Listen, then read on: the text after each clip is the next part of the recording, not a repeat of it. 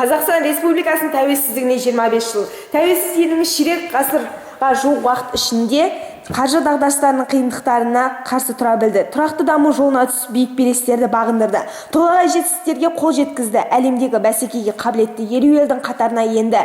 Мемлекет басшысының елді дамытудағы стратегиялық бағдарламалары мерзімінен бұрын жүзеге асып келеді.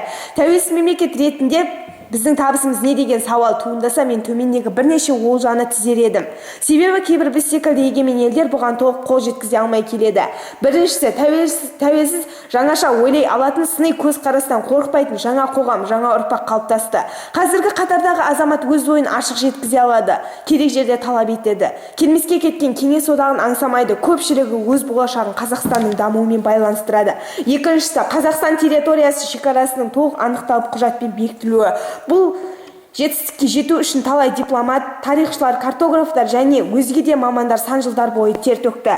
Ал осы істі толық басқарған президент Назарбаевтың сіңірген еңбегі шексіз. Елбасы кейбір көрші елдердің басшыларындай келер ұрпаққа шешілуі қиын әрі ұзақ. Ұлт аралық, дін аралық жанжалдарды түйіні тарқатылмаған жер дауын қалдырған жоқ. Өз уақытында шешті. Үшіншісі, үлкен қиыншылықтармен болсын республикамыздың нарықтық экономикаға толық өтуі. Бүгінде Қазақстанда 2 миллионнан аса жеке кәсіпкер бар. Олар қаншама жұмыс орнын ашты.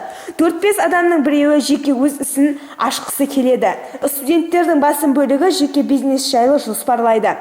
Бұл адам қабілетіне қарай табыс табуға мүмкіндік беретін нарықтық экономиканың жемісі деп есептеймін.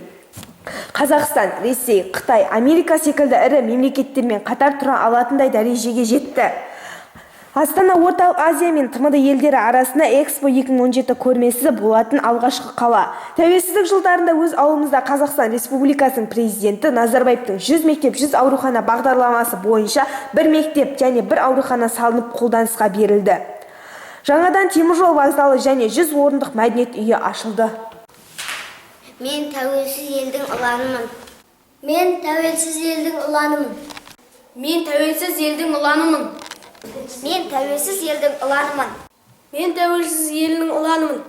Мен тәуелсіз елдің ұланымын. Мен тәуелсіз елдің ұланымын. Мен тәуелсіз елдің ұланымын. 2-3 Біз тәуелсіз елдің ұланымыз. Мен тәуелсіз елдің ұланымын.